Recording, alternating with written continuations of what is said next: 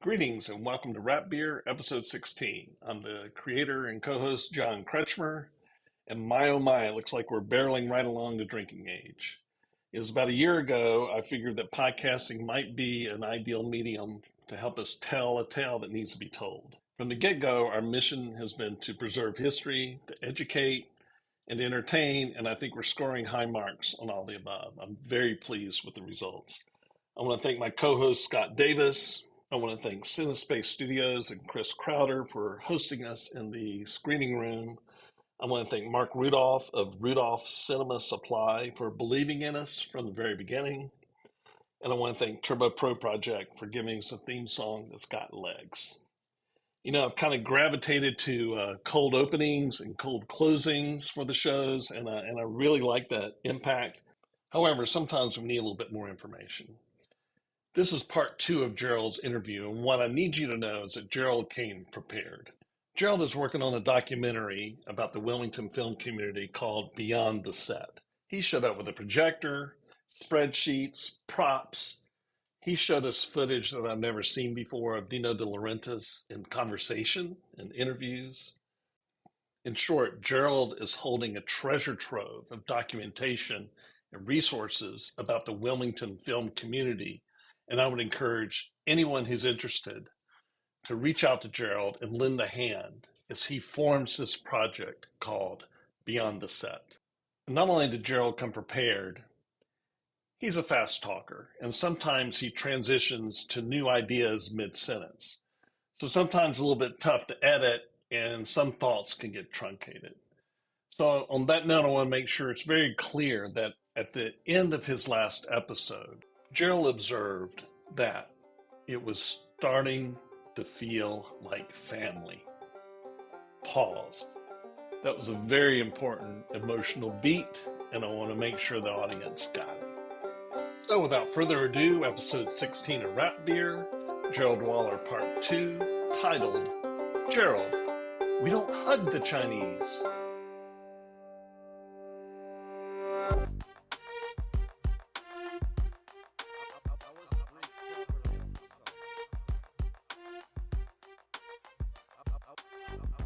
We were in Albert Blackshaw's office when Albert was the, remember Albert Blackshaw? Sure. Our proper Englishman, our real first studio manager. That's right. And Albert took me under his wing. It was a great relationship. A lot of stories about Albert. But we were in his office, and Cliff Capone had come to town, costume designer, and he was setting up back in the back. And Albert and I were going to talk about what he needed, what you need. And Cliff Capone sitting on the couch, and to describe Cliff, he was how should we say this? He was Go for it. He was a scrawny man. He was scrawny, 120 pounds, gay, proud to be gay. Yep. But that was not a new thing in Wilmington, North Carolina in 1983. Right. Correct. We had a large gay community. So I wasn't intimidated by that at all. Some of my crew were. Because they were Wilmington. So all of a sudden, we're having a serious conversation. I'm sitting on the wall, Albert's behind his desk, and Cliff's on the couch. Giorgio runs in, he jumps on top of Cliff, Oh, gosh. and he's got him on the couch sideways, and he's hugging him and squeezing him, and I don't like, this dude owes him money, or is he trying to have sex with him? It looked like one of the two. And Albert just gets red. It just turns this shades of red because Giorgio's going for it, whatever he's going for. And I'm just like being entertained by it all. And they just hadn't seen each other in a long time. They worked together. Right. And that was just Sure. Giorgio's way of saying hello. Obviously. So, but it was a hell of a sight. So, but Giorgio, Pretty aggressive. yeah, It was like a prison film there it for a was, second. yeah, it was something you don't want to see. So Giorgio would always run around. He would hug everybody. He had me hug on everybody. Yeah. And I started to feel like the Italian family. I would tell people my name was Gerald De Laurentiis, Nice. people that I knew out in the community. Sure. So I felt like I'm starting to love this crazy relationship. So Giorgio, we were walking down the hallway one day, and we were walked into the art department, and over here I think was Sia. It was art department, which is now a production office. His office was always right over there. And He had a E.C. nameplate. Chin was in there. Remember Yeah, E.C. Chin, yeah, Chinese? Yeah. So I hadn't met him yet. It was his first day, I think. I walk up to E.C. and I give him the good Italian hug. And E.C. folds his arms in and he bends down, and Giorgio starts laughing at me. And he looks at me and says, Gerald, we don't hug the Chinese. We don't hug the Chinese. The Chinese, they don't like that. I didn't know. I thought everybody liked an Italian hug. I was already been trained. I'd been trained. Giorgio was training me to hug everybody. Man, there's like 4 titles of the show already.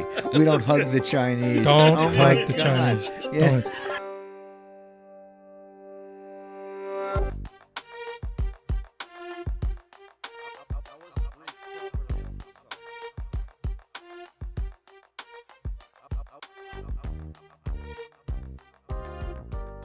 I've got so many Giorgio stories. I got to tell you 2 or 3 of them. First, Giorgio, I would have to tag along because he was Dino's right-hand man. Right. And And a production designer. an excellent production designer. And I'd like to know where he is today, if he's still with us. We'll need to find that out. We need to find out.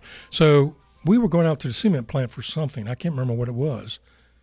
It might have been, it was just scouting the area, but we're in an Allen Rippey rental car, and Giorgio's driving, and it was just he and I, and they wanted something electrical, of course, on this location. And he floors it. We're on a gravel road. And all of a sudden, Giorgio looks at me, and he floors it while he's looking at me. Well, I think he's just wanting a reaction, right? Is what I'm thinking to myself. But, we're doing 80 miles an hour on this gravel road, and it's starting to fishtail a little bit, and he's still just looking at me. And so I just look at him like, let's go, bro. Let's go. Let's do it. I was ready. If this is it, this And is so it. when he saw I wasn't panicking or I wasn't afraid or I was, yeah, let's do it, he slowed down. So Giorgio was my global education teacher. And Albert was on the English side. We had one of the secretaries come in, and I want to think it was Brenda Dalrymple. It could have been Becky Casanova. Walks in, and oh my God, Albert! This day, the man, I've never seen a man turn shades red. Tells Albert that she's going to Myrtle Beach for the weekend to go shagging. Albert turns. I mean, that was the red light bulb moment of it. I've never seen a man. Turn around, and I'm like, what the hell? Lord. What did she say that's got him so Oh upset? my God. Because he was beside himself. He was, and I didn't know that shagging, and she didn't know that shagging meant what it meant in the English language, which we all know. Yeah, across today. the pond. Yes, Across exactly. the pond, that's Yeah. when you're going to do That's right. do the nasty. That's do the right. fun. So she was happy, exclaiming that she was going shagging for the weekend. Oh my God. Here's this poor All this Englishman. cross line, it's because it's like a lot of things I didn't learn on the set, the terminology that I needed to learn quick enough because everything had a different name depending on if you were Italian, if you were English, or if you were from L.A., if you were Right. from New York, So and some of it started to come, but I think and if I was to do a podcast today, my first podcast was or tell a young filmmaker, the first thing I want you to do is learn the terminology. I could do a project just on terminology. That's true. And I'm going to take you through terminology. Before you even walk on a soundstage, before you walk on a set, you're going to learn terminology because you got to learn the language. It's the first language. And there's going to be other things you learn immediately, but you don't learn the terminology, don't even come on my set. You're so right. You're so Don't right. come on my set. And I think from my side of it, mostly the English terms dominate our vocabulary from Yep. Wilmington. Yeah. And I'll be in California elsewhere, and I'm using rostrum, C-spanners. Yeah. One of my favorite kind of terms is that came up, I think, either local here, but in art department, particularly on set, a doodah. Yeah. Anything's a doodah. John, can you get me the doodah? Hey, can you fix the doodah? So some of that gets down to a kernel thing, and it's not the term. It's you need to know what he's talking about. That's right. I would learn stuff and forget stuff. I remember years after we were here, we were talking about cookie lore. Someone was in Frank's office, and someone said cookie. And I don't know, it was a brain fart. For a minute, I was like, cookie, what are you talking about? I was thinking, but I didn't catch their conversation. Right. And then they said, cookie cola. Oh, yeah. But, it had slipped my mind for a few minutes. If you don't say it for 5-6 years, it Well, does go. I It was goes to the just back had of so the many bus. things on my head. I mean, No, a lot of exactly. times I want to apologize to so many people that would come up to me and they would be talking to me and I wouldn't hear what the hell they were saying because I had so much stuff going on in my head that I was needing to process. I was in 6 different places all the time, and I apologize to all those people that I wasn't there or didn't seem present. Well, it's funny that you say that now because I can remember talking with you at times, and there was this kind of glaze over. Yeah. And I just figured it was because you were busy, but that makes so much sense now. That Yeah. makes sense. And I apologize for that. No, you I were do. just like you said. You're doing 6 things at once. I was full boat.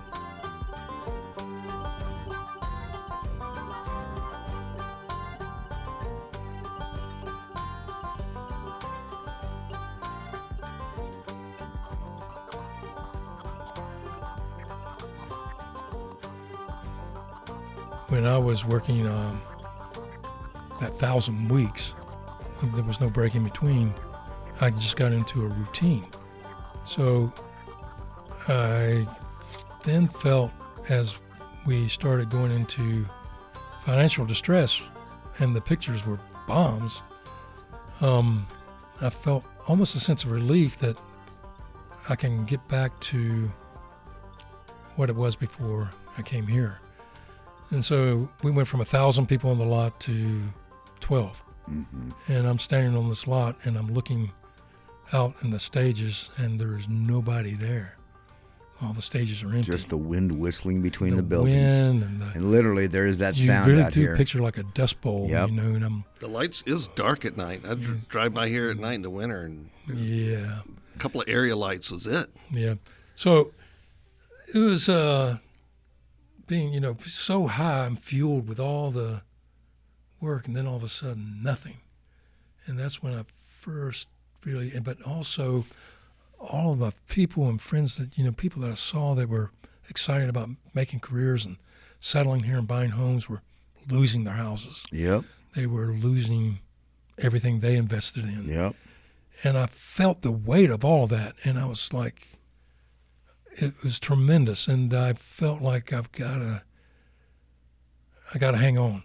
So Carol Code comes up. I met with some of their people, and I had lunch with James Cameron in the commissary here, and he was going to be signed on to do Spider-Man.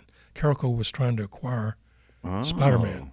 Okay. And that was going to be one of the first pictures. But this was after negotiations. So going back to negotiations, there was Peretti, there was a few players, there was a lot that happened. But I'm going to speed up here a little bit just to get to the second era and why I stayed.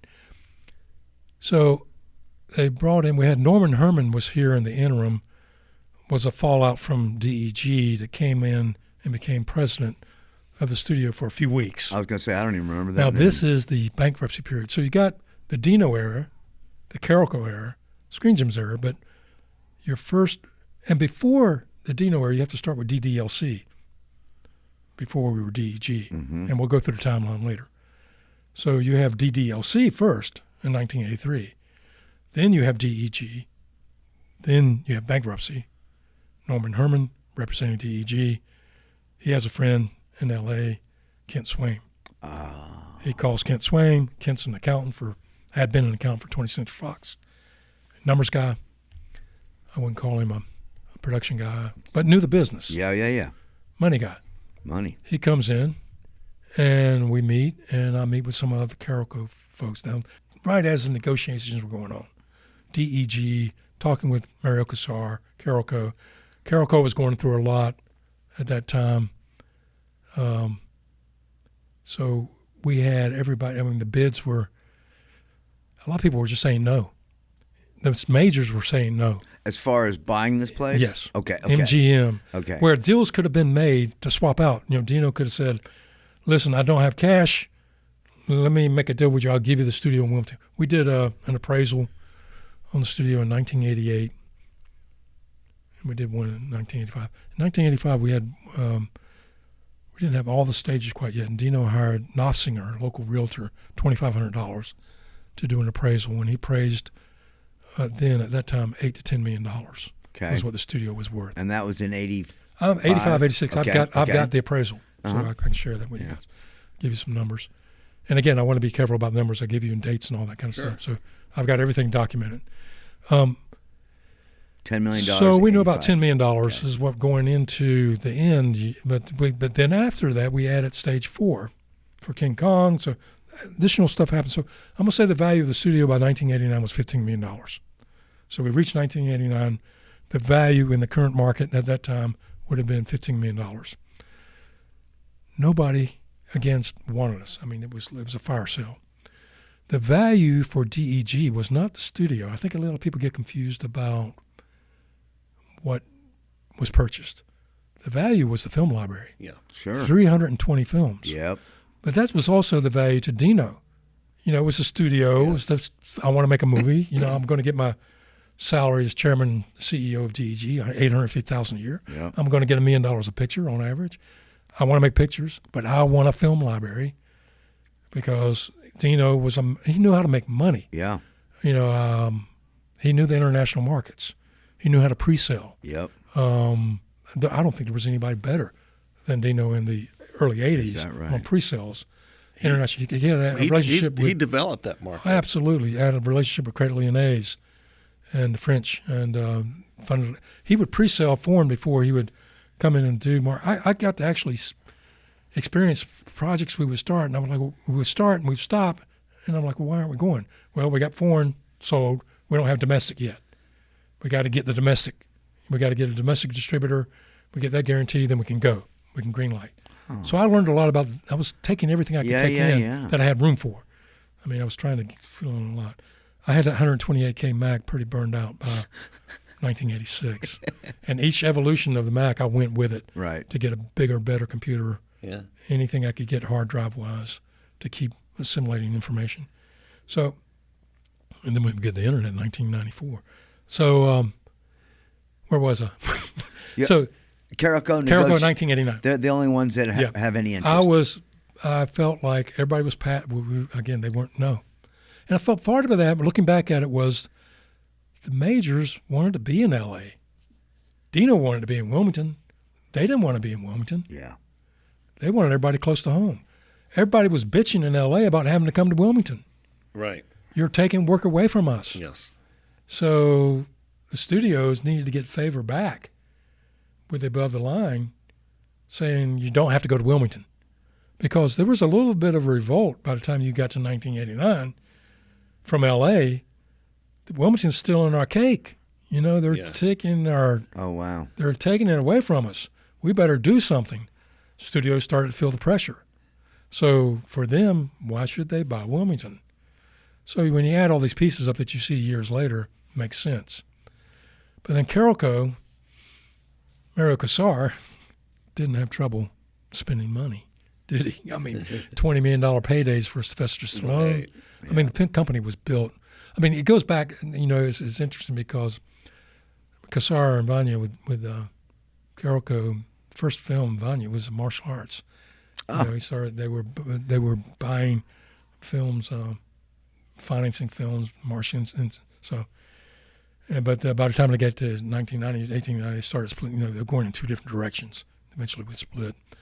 But Rambo, Sylvester Stallone made Carolco, or the film vice versa. They made each other. The Rambo series. And Stallone would get up to $20 million paydays, and then they wanted Schwarzenegger, and Schwarzenegger said, well, if you're going to give him 20, you got to give me 20. So you were seeing $20 million paydays for the first time coming out of Carolco Pictures. Mario Casar would get the money because Casar understood the foreign markets. I mean, that's where he came from. Which were growing. Absolutely. For we American domestic absolutely. product. Here's one thing. I'm going to just interject this real quick. The United States is 5% of the world's population people. That's right. 95% of the people we need to sell to. We're still learning how to do that. Yeah. We got to sell more than 50% of our products in film, and we're doing that, and we're going to get better. However, the Chinese make more movies, are getting big bucks off our straws than we are. I got some numbers I'll share with you later. So anyway, 1989, Carolco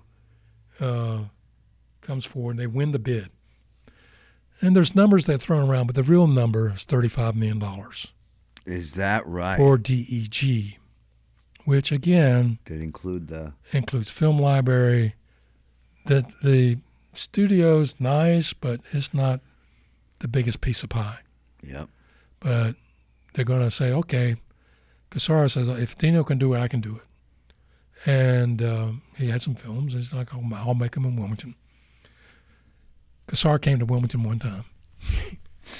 And had he not seen the no. Before he bought it? No. Oh, wow. No. Well, they were a publicly traded company also, so you got to think about, they were already there. Dino goes public with DEG in 1985, raises $250 million. Today, that's $750 million. Mm-hmm. If you count for inflation, you multiply by its 3. So we can look at our numbers between 1983 and 1985, multiply that times 3, that's what it would be in today's dollars. Here we think about this Italian immigrant who's not a U.S. citizen until 1989, I believe. Raises $250 million, hires 1,000 people in North Carolina. That's the big story here. I mean, if you think about all these layers of stories and backstories, and it just goes on and on and on. We could spend 2 days talking about that story. An immigrant that raised $250 million, hires 1,000 people.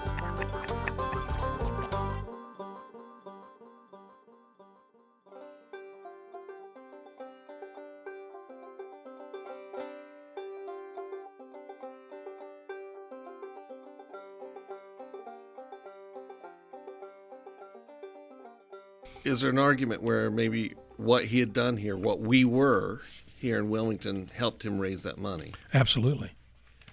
It is all part of the bigger story. Gotcha. Act 1, Act 2, Act 3. You know, we can. This is. I wish there was a market for the film. We'd make the movie. There's not a market for it. The reason I haven't done something sooner, or why I would never think about doing anything commercially, one is education first for me on everything. Yeah. 2, I've never been money motivated. I should have been, but I've never been motivated by that. But what a great movie it would be. Yeah. But there's not a marketplace for us. I mean, there is with us. Right. I mean, I went to a museum last January when I was, working on Beyond the Set, and I took in a few things, and I said, I want to do this. I want to give this to the museum. I said, but in all honesty, is there interest in the community for this?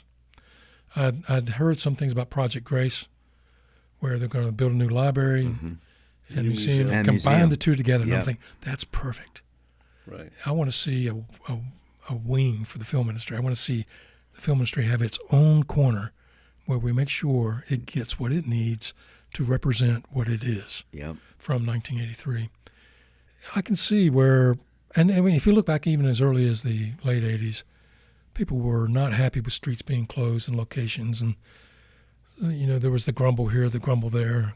They all go back home. There's some good articles I have where a lot of people didn't like us, and I wouldn't understand that even when I came back in and then went to Cape Fear Community College, and some fellow academics and community people that I got with didn't like the film industry. Never liked the film industry. And so I'm looking at their part of it. I'm looking at their story, and I'm saying, they bought stock. A lot of people bought stock. I think about all the people that bought. I didn't buy share one. I didn't buy either. Because I had gone to see Dune the week before, I think it was. And I think Daniel and I went. That was enough. And I was like, no. And then I think I saw the next film. The next film, like, no. What's the master plan here?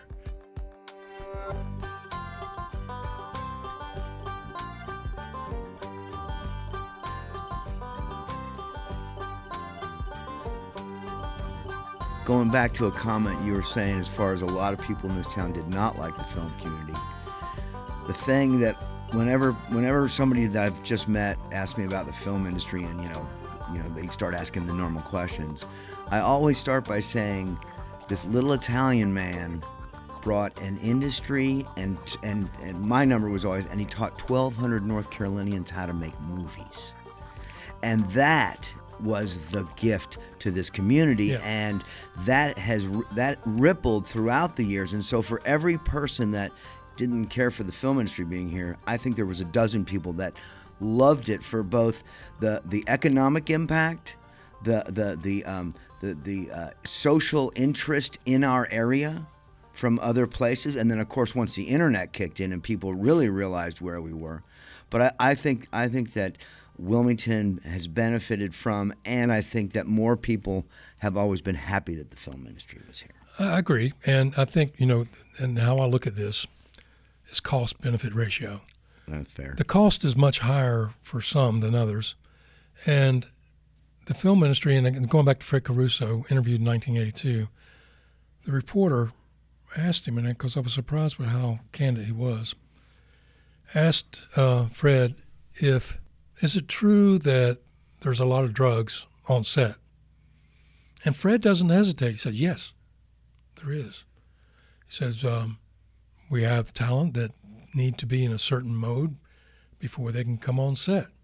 And she's stunned a little bit. She comes back and you can tell and Fred's like, yes, there's drugs.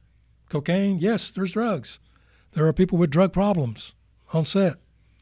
And we let them wait in their trailer for 2 or 3 hours to get tuned up or where they need to get at, and then we call them on set. That was before Blue Velvet. That was before he came here. Fred knew that to achieve goals in the 80s, to get the product they wanted, you had to tolerate a certain personality, a certain thing that would be considered illegal in most states. And I think that's what was my struggle, was coming from a practical background. I had experienced, I smoked. Everybody smoked pot in the 1970s. If you say you didn't, you're lying. That's right. I don't care. If you're in Wilmington, North Carolina, that's right. It smelled like pot. Fair enough. But I think there was Wilmington, there was this fear almost of cocaine. And people thought, some people thought that the film industry was going to bring, and they didn't bring it with them. That was cultural. It would have come without the film industry. It was coming. It was here, folks. It was here. Yeah. Sure. Oh, absolutely. It was here. Wilmington, a port community. Come on. We had all that stuff before the film industry. Yeah. Now, are there people in the film industry with drug problems? Yes, there is. I do feel like some people functioned with their drug problem, and God bless them. And some people did not. I'm sorry. Every industry experiences the same Every percentage, industry does. The same drugs. It's like, but because we are kind of a glamour industry, yeah, it we come with front page. It seems like magnified. It does, and I speak for that, my personal experience, in that over the years, stuff in later years, that I would have issues that would reach the newspapers that were not true, or were blown out of proportion, or, it's incredible. Because I was from the film industry. Yeah. So it's, I remember I had a legislator, we were walking on the back lot, and, it was a balancing act all the time. We would need to continue support of not just the legislators in New Henry County, but the state. The whole state. And there's 100 counties in North Carolina. That's right. Yeah. And most of them were not involved in the film industry. Most of them were not. They wanted to be, and others were. North Carolina's a very conservative state, and their thinking was that, what is this? These hippies doing here? crap going down in Wilmington. Yeah. And I had a legislator, he walked up to me, we were doing an open house on the back lot, and he says, Gerald, what is it with the movies you make here? Can't you guys make more family films and this? And so I took the time and I stopped to talk. I said, listen, let me explain how we're modeled now, because over the years it's changed. We are a rental facility now. And I went through the whole steps. Step 1, step 2, step 3, step 2. And explained to him that we didn't necessarily pick the product. The marketplace picked the product. And we didn't deny product because it was a certain subject matter. Yeah. Never have. Well, you can't. You can't make a living as a rental facility. I'm not a censor. That's right. I'm not, I don't censor. And I go back, speaking to Michael Schumer, I learned a lot from that experience. So I thank Michael Cimino for giving me the experience to remain humble and not grab people like that offended me, because I did a couple of times. I had, I won't say the picture, I won't say the name. Someone came in my office from out of town They had been giving our maintenance staff a hard time, screaming and yelling. One of my maintenance staff came in, was going to quit. Same person came into my office, started screaming at me. I walked out in the hall with him. I picked him up. I put him up against the wall, and I said, "You will not talk that way to me or my staff." He goes running, crying. He was a department head, running, crying back to the production office. Production manager calls me 15 minutes later. "Thank you, Gerald. Thank you. He's been a pain in my ass the 2 weeks he's been here. Thank you." So he became enlightened with a kinder way of making movies. where he was, and that you can yes. achieve the same results Exactly. with a different attitude. Yeah. That was not necessary. I think that's the thing. Of all things I dislike was because I even found myself there sometimes. I got so mad sometimes with people would jump the fence, and they would be coming in to look for a job, buy drugs, sell drugs. I mean, I had everything you can imagine. Wow. People coming on the fence, and I don't think people realize that starting probably 1889, I was responsible for security, but I would deal with a lot of security situations that I didn't want security to deal with because I didn't want it to be public. Or Gotcha. didn't want it to Didn't be, want it to be. I wanted to deal with it acknowledged. diplomatically. Yes, but also quietly. And as in filmmaker terms and not, some Right. redneck terms. And I don't speak ill of my security. I had the most ungrateful job they could have. And Yeah. it was always a tough thing, balancing act. Right. With talent, I dealt with a lot of situations and people that I can't tell the stories. I mean, there would be big stories if I told the stories. But I got mad. It was someone that was having a drug problem, a crew person, and he kept jumping the fence to talk to people, going on set, and he would be and he was a crew member. he out of work. But he was. Crew member He out of was a work. crew Yeah, member. I got you. Okay. But he had developed a problem with crack cocaine. Okay. He had been arrested several times. He had been, it was a really downhill story. And he would jump over the fence and he would come on set and he would be high. And he would actually disrupt filming on this occasion. And I'd be called to set. And I got mad. I did lose my shit that time because I had dealt with this 3 or 4 times and I just didn't want to deal with it. And you got so much going on.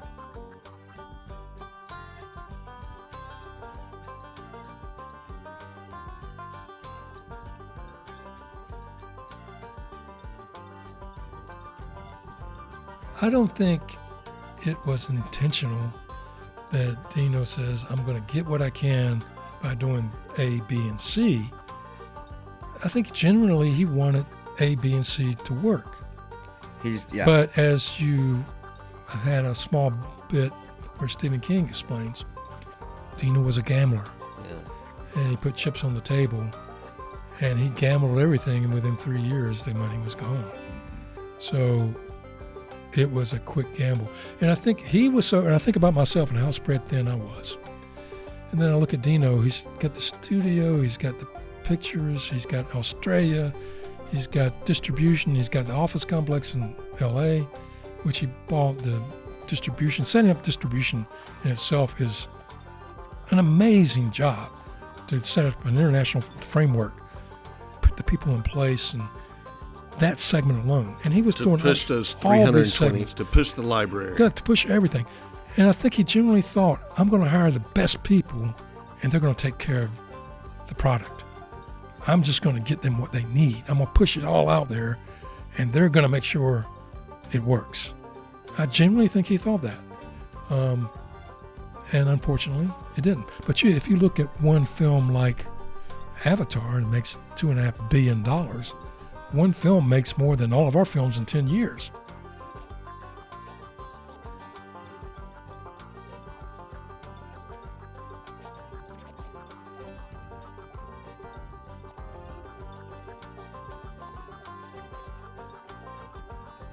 Yes, Dino made a lot of money. Some of the stories about,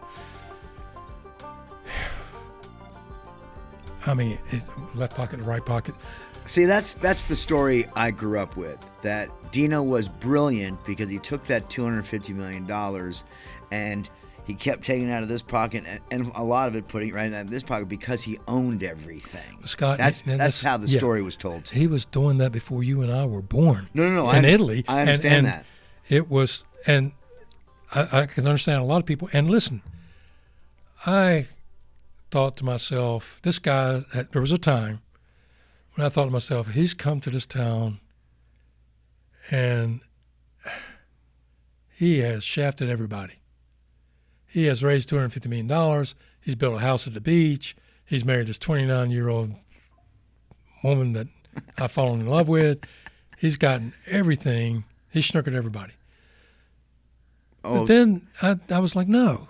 Yeah, that's not how I saw it. I was too much.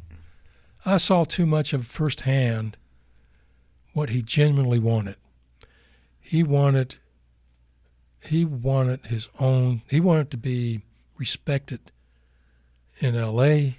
and around the world for as anyone else, like MGM, Paramount, Universal.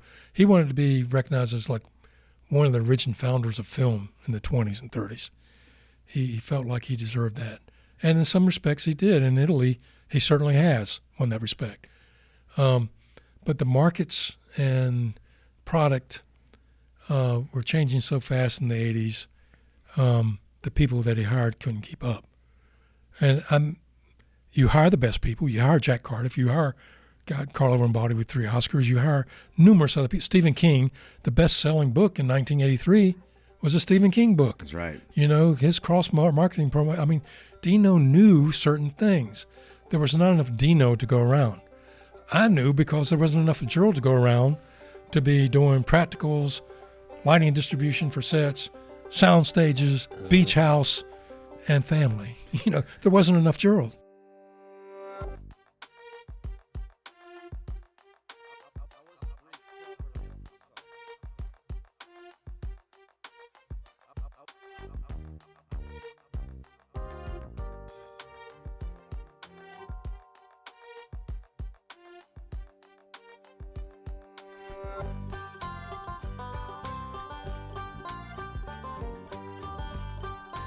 But Dino could pick up the phone and get anybody he wanted.